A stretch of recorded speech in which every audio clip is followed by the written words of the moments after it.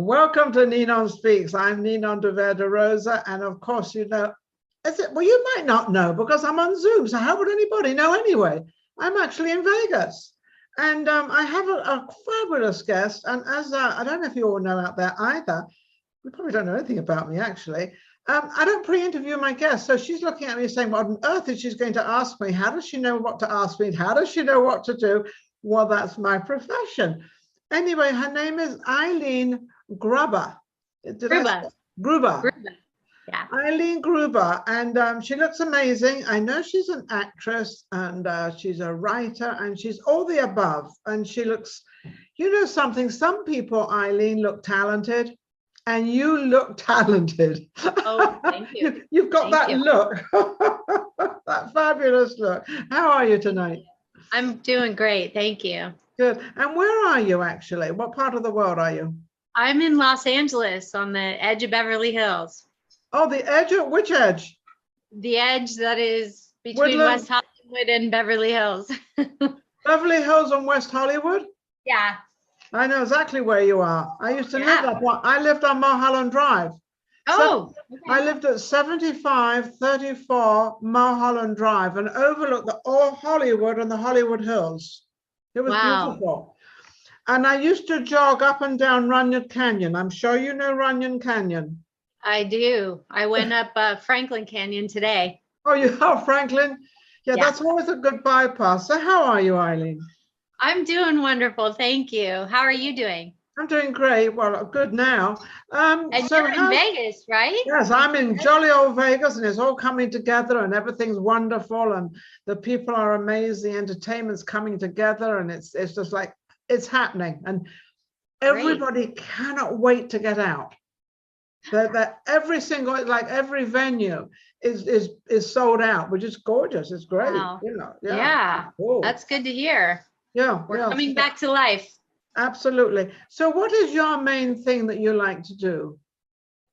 For my profession, my main thing is acting. That's number one. I've spent 30 years working hard at it. And number two is writing, which I have a lot of fun with. But I also really enjoy it because I've had, you know, a hell of a life.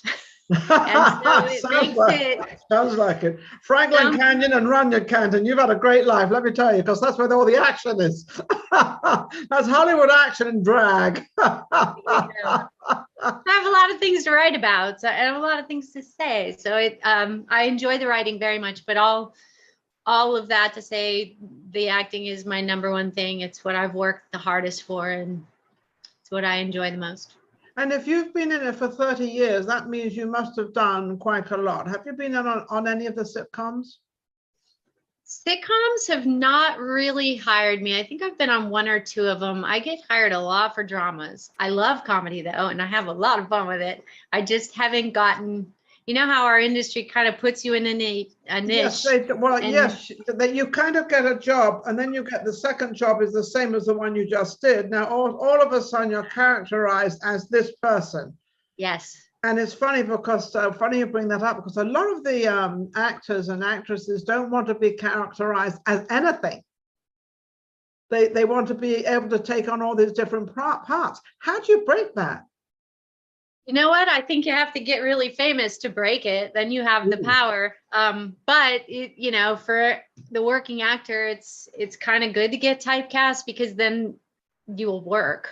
Yes, you'll always get a job. You'll always have a. But then, as an actress, which you are, and you absolutely love as your first, don't you want to experience other roles and other things? Absolutely. I beg for it. I wish I could get in for sitcoms. I wish I could get in for different kinds of roles. And the longer I'm in the business, the more they're starting to squeak out into other arenas. However, the roles that I do get the most are the ones that, you know, a lot of other people wish they could get because they're the super edgy, wild, fun roles, you know.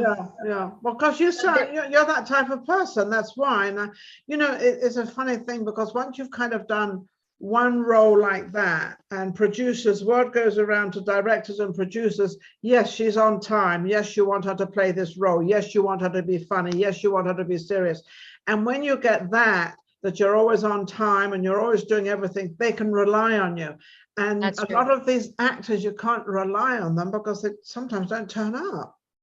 That's true. And I've never not turned up, even if it was a free job or a stage reading, or I always show up, and I always show up on time. And I understand the demands of the business, so I really respect people's time. And I'm one of those on the minute people, like I'm there when I'm supposed to be there. Yes, yes, absolutely. And so what's going on in Hollywood? Is it back together again? The studios, it's been tough in Los Angeles. You know, it seems that, I don't know how to say this without getting myself in more trouble, but this industry seems to be more fear-based than the rest of the world, and so they're slower to open up anything. And the thing that's dragging our industry behind is my own union, the Screen Actors Guild. They keep extending all these restrictions, which are making productions very challenged, and it's causing the cost of production to go way up. And they're going to extraordinary measures for things that don't seem to really matter anymore. So I wish and hope that the Screen Actors Guild stops playing that game, because they're keeping a lot of people out of work, which is not nice, given that they dropped literally all the retired people in our industry off of their health plan in the middle of a pandemic, and everybody nice. else and raised the rates for everybody else. Yeah, there's a lot of battles going on about it. And so I'm hoping that our union wakes up and realizes that the rest of the world is moving on, like you were saying in Vegas, and every city is dropping mandates, even Hawaii, even Canada, even New York, and LA even. And yet even LA, yeah, when you say LA, because LA has been really, really tight. They've been really tough. It's been a brutal 2 years, and I've spent most of my time sitting in my apartment writing and not going anywhere. At least you managed to the job shows up. But at least you managed to do something. You've managed to sort of, okay, so I can't do this, so now I can go into writing, which is my second thing, which is now becoming my first thing. Yeah. So at least you've utilized the time, and you've been able to do something. How many books did you write? Actually, since the pandemic, I've been in 3 books. Wrote for 2 of them, and one had a chapter about me. And then, but they were compilation books that I was in, and then, or that I wrote for. And then I got a staff writing job for a children's show for Lego. So I've been writing episodes of television for children and rewrites on one of my features, which is the hardest thing I've ever written in my lifetime, because it was so close to home, and it took a lot of years of research, because it's based on a very painful piece of history. And then I had to create the characters, since none of them lived and no one's alive to talk about it. So, but it was one of those screenplays that was so painful to write that I would be in tears every time I was working on it. Why was it now painful? It's done. Yeah, why was it painful to write it? Was it because of the story, or did it relate to some part of your life? Both. Oh, both. Why? Because it is a very painful piece of history that not a lot of people know about, but it was before the Holocaust. Oh. And I don't think a lot of people know that the Nazis learned how to mass murder by killing babies in hospitals, children who had medical challenges and disabilities. And yes, I was a child in a hospital with medical challenges and disabilities. And so it was so painful for me to write, because I channeled, I went through a lot of this as a child. And, I also had an amazing mom who died way too many years ago, 30 years ago. And when I remember the way she fought for me as a child, I knew that somewhere there in Germany, there had to be women like my mom, like me, who would have fought, who would have laid down their lives to save these children. And so So I wrote about it, and it was very, very painful. But because of this pandemic being stuck in my computer and in my apartment, I finally finished the screenplay, and then I went out and pitched it, and I won a big competition. And oh wow! And the first time I ever pitched it, and then I got an amazing producer attached. And somebody we know. Can you mention their name? Well, his name is Hunt Lowry. He's been in the industry a very long time, but he did film like The Last of the Mohicans and A Time to Kill. And if you go all the way back in time, he was a producer on Airplane and lots of movies through the years. The reboots of Rambo and Eraser, and he's done a lot of films. And so he was at the competition when I pitched my project, and now did you know him at all? Did you know I him? never knew him before that weekend. I sort of knew his sister, not well, but she's a casting director in our town. But I didn't know him. And so I'm very excited, and that's why it was so painful to write. Do you think it was the reason that they bought it and the reason that it got sold so fast? You said first time around it got sold. Do you think it's because of your childhood that you were able to put more realistic features in it and what actually kind of happened, because you knew what happened as a child, you knew how it worked? And so you could relate that to the young kids to that time period. Germany. Yeah, and I know what it's like to be a terrified kid in the hospital, and I know what it's like to have people treat you like you don't have a right to live because there's something wrong with you. And what a lot of people don't understand is that this has been carried on through, centuries, and also into today. We're still doing it. And one of the reasons that it was so important for me to write it was because I don't want another child ever have to be treated that way. Yeah. What may I ask what you had? Are you able to talk about what illness you had? Sure, I can tell you. Nobody wants to hear about it these days, but I'll tell you. I was less than 5 years old and got vaccines for school. And my body had an immune system reaction to the vaccine and attacked my spine. And I almost died. I ended up paralyzed from the waist down with a permanent spinal cord injury from C1 to C4 on my neck. I almost didn't live. Then I did. Then they told my parents I'd never walk again. But like I told you, I'm hiking mountains. So I have a lot of the same challenges as a spinal cord injury person.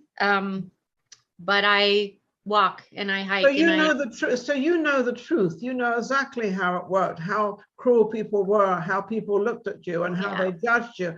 And then you got to go to school, and you got to get all the kids from school that are going to throw things at you every day and knock you over because you're trying to learn how to walk, and they think it's fun to dive into your legs and knock you over. And yeah, there's a lot of cruelty through the world, and even throughout my years in the entertainment industry, there's been a lot of cruelty because I move differently, Yeah. I just move differently, and it's not terrible. But that kind of makes your character. I mean, you have a character. I always think, I've got an accent. I come from England, and everybody says they love my accent, but maybe they're just being nice. But I can't help it. That's what I got. I can't do a damn thing about it. You said it. You said it. It is what it is. Exactly. It is what it is. And there's nothing I can do about it. And that's what I want people to understand about these children. They have challenges. There's nothing they can do about it. It is who they are. And they should be allowed to be proud of who they are, regardless of their scars, their challenges, their differences, like everybody else in the world. I try to tell people, imagine if that's you, one day you get in a car accident, or you get hit by a truck, or you have a COVID wipe out half your body. Who knows what it could be? And you're suddenly dealing with challenges. Do you want people to treat you now like you don't have a right to exist? Or do you want people to treat you like the same person that you are, who has passion and dreams and the same as anybody else? We all have, inside every single body and behind every single face is a dream. There's a little dream. There's something that I had a children's show for 16 years, so I know all about children. Yes. Oh. Actually, it wasn't children. It was more from 12 years old to 18, 19, about that age. And I dealt with a lot of children with ADD and ADHD. And the stories I can tell you about that episodes and those episodes are amazing, because they're giving these kids, what is this adrenaline stuff, whatever it is. Oh, that Ritalin, drugs. Yeah, the drugs. And then they've got the people that want the organic drugs, and such a fight for the mums. The mums and the dads have such a fight to, because they say, well, they disrupt the school and they do this. Well, some kids are just kind of, they've got energy. I mean, they don't need a pill. Yeah. But in younger generations, people used to, try to control those kids or try to hurt them, beat them, whatever they did to keep them down. And I've always, as a child, been like, well, why not just encourage it, correct it, guide that energy, and maybe they'll rule the world one day. Maybe they'll be president. Maybe they'll, who knows, start a rocket ship company. Who knows what they'll do if you let them fly. What do they say about Elon Musk? I mean, they talk about Elon Musk. There you go. There's the richest man in the world, absolutely, totally brilliant. But the beautiful side of this guy, and I've always liked him, always, I've never cared what people say, is he gives. And he's now giving, he's now giving to this war. He's now doing as much as he possibly can for no reason, for no motivation. That's just this kind of heart. I wish there was more people like that. Then we wouldn't have a war. Then we wouldn't have what we have. So let's get back to your movie industry. So what have you got coming up? Anything exciting coming up? Exciting things coming up. Well, I just had 2 films that have been out in the festival circuits around the world that they're both shorts, like 18-minute shorts or less, and they've been winning awards all over the world. So one of them, we're going to try to turn it into a TV drama. Okay. And then this Life Unworthy project, the one I just told you about, that's set in 30s Germany, it's being set up. We're going out to big directors. So that's where we're at, and I'm praying, because that's the most important project for me. And I'm doing, little bits of this and that on television with TV shows and stuff, but I'm shooting for much bigger things. After all these years and all this hard work, I am trying to still get this industry to understand that I can do bigger things. Do you think you were a little inhibited because of your illness and different things that happened to you, and you say you don't walk the same as everybody else and you do things differently? So, because I had a funny childhood too, so I was also in the same position mentally, not physically. Yours was more physically, which became mental as well. Mine was just mental, and it was very tough for me, extremely tough to go out there and gain that confidence. So do you think you've gained the confidence by the people that have turned around and chosen you to do this part and to take it on, that have believed in you?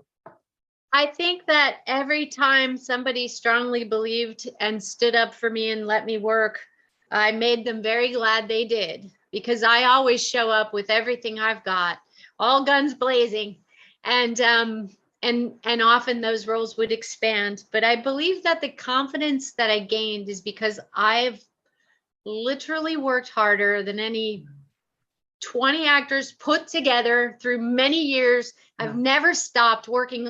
7 days a week I work. I never stop. It's all I do. So as you were saying, so you've actually earned where you are, and I understand that 100%, because I've always worked. I've had to work twice as hard as everybody else to get where I need to get to understand. And people say, "Oh, Ninon, you're so lucky," and I think, "Yeah, sure." There's no luck involved. It's a lot of knuckles to the grindstone and endless sleepless nights, but when you log as many hours on the stage of the Actors Studio, working with Academy and Emmy winners and working and trying everything, you gain a lot of belief in yourself. Yes. You gain a lot of confidence, because you can handle anything. I've never shown up and doubted what I was capable of. No. Because I've done my work. Yeah. You knew you could do it. You always knew that. Did you practice at home, and also did you take acting lessons? Oh, I've trained all my career, and I continue to train when we're not in a pandemic. Actually, on pandemic still, we were doing it on Zoom. With one of my greatest mentors, Alan Miller, who kept teaching, and a lot of the classes through the Actors Studio were online. And so I kept working in addition to the writing, and we also started creating little projects over Zoom. And so I always keep busy with my work, and so I feel like I'm always ready. And right now I've got a little recurring role on This Is Us, so I still have another episode to do. Wonderful. Are you on any of these Netflix series that they've sort of put together on Netflix? Have you started any of those? Because everybody's kind of doing that. I'm in The Politician, one episode, which is on Netflix, and I'm in a movie that's on Netflix called, I forgot, they changed the name so many times I don't remember what it's called. That's difficult. I can't remember. If you look up my name on Netflix, you'll find it. But I'm always doing something, I would say. But I'm hoping the industry really opens up now and we can get back to work. Get back to work. What sort of part, you said you wanted to get bigger and better. What sort of part do you have in mind? You know, it's like I look at myself and I want to be there and I want to do this and I want to make it better and better and better, but this is my goal. What's your goal, or who do you look up to say that's who I want to be? Well, not exactly you want to be yourself, but I want to be in that part. I want to play that part. I want people to believe me. Who do you look up to for that? Inspired by Meryl Streep, of course. I would love to do the kind of roles she's gotten to pull off, you know, and yes. Who am I just thinking of that's gone right out of my brain that I really, really want to do the kind of roles she plays? Kate Winslet. Oh, okay. You're going way high up there, and I can see you playing that, and you feel you have the confidence to be able to play that part and do that. I have no doubt that I could. Yeah, I know that I could meet anyone in this industry on the screen and hold my own. I know that. I've done my work. You've done your work, so your confidence within yourself. Yeah. As anybody coming out there, especially the young ladies are coming out there as wanting to be actress, how can they get that feeling? How can they get that walking on stage, as I say, well, not exactly on the stage, but walking on set, stage, whatever it's going to be, with all the confidence, but also you have to know your work. You have to know your work. For example, I'll give you an example of one time where I was tested beyond my scope of experience. I was like, wow, am I going to be able to pull this off? And the situation was this. I was covering for a role on the stage at the Fountain Theater. I had to cover 4 shows over Thanksgiving weekend, the lead female character. No rehearsals. They never let me go into the rehearsals. The director never even met me in person besides the audition. The actors weren't available to rehearse before the thing. I had 1 half rehearsal before going up in an immensely emotional, powerful role with a whole lot of dialogue and timing. And at the time, I also had the closest person in my life dying, and my brother's young wife dying on different coasts. So I was immensely stressed at the time.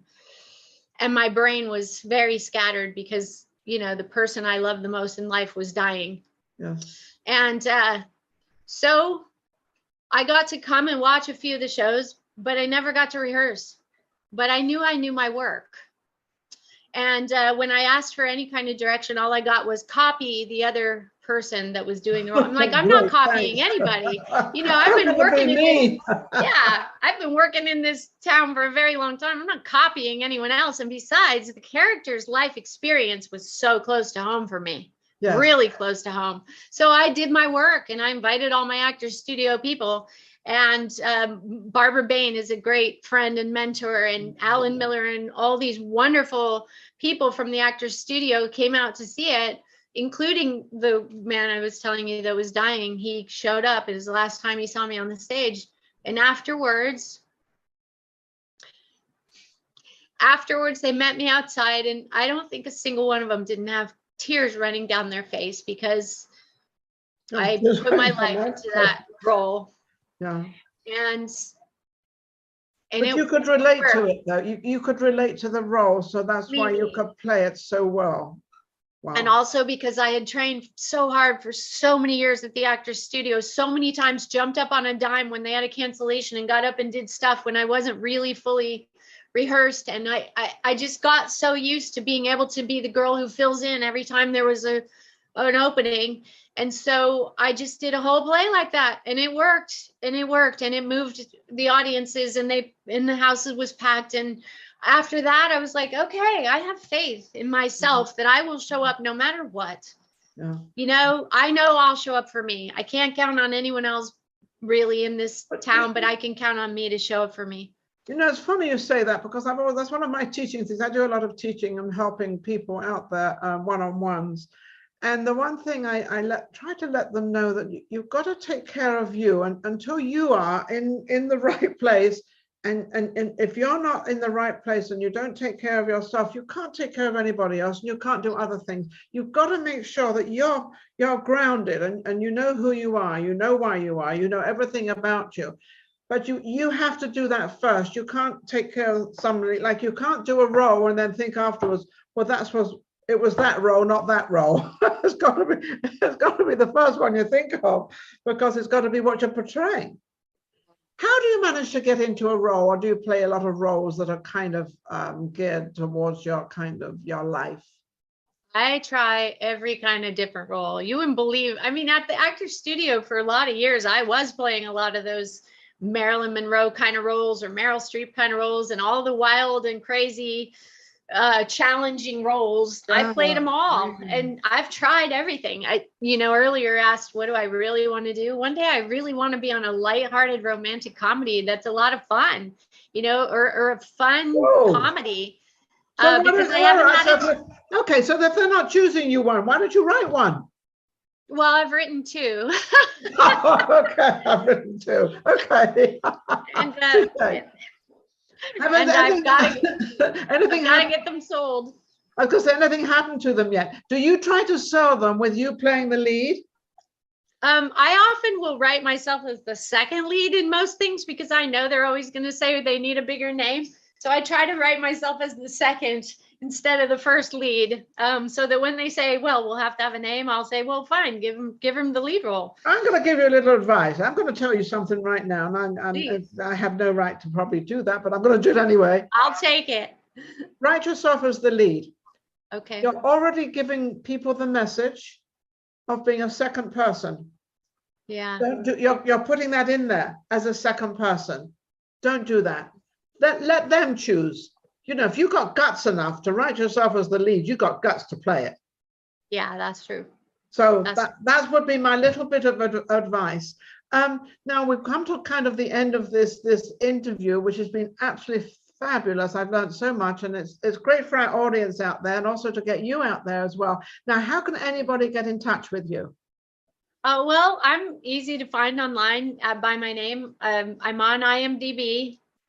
If anybody from the industry is trying to find me, that all my reps are listed there. And I do have a website, eileengrubba.com, and I'm on Twitter, Facebook, Instagram, Eileen Grubba, Grubba. Absolutely amazing. I'm easy to find. Absolutely. She's got herself out there. She earned that. She earned her title. She earned everything. She's been very dedicated to what she has done and what she is still doing.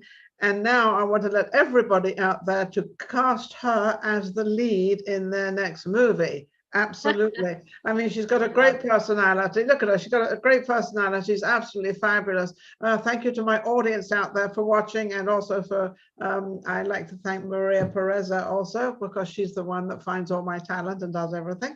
Also, her production company, Social Media Shows, is amazing. And of course, I'm Ninon de Rosa, and we shall have our next guest on next week sometime. And you've been absolutely amazing, Eileen. And thank you so much for gracing our show. It's been amazing. And thanks for having me, Ninon. So nice to speak with you. You're wonderful. I love you. Take care. Bye. Thank you. Bye to my audience. Bye. Bye.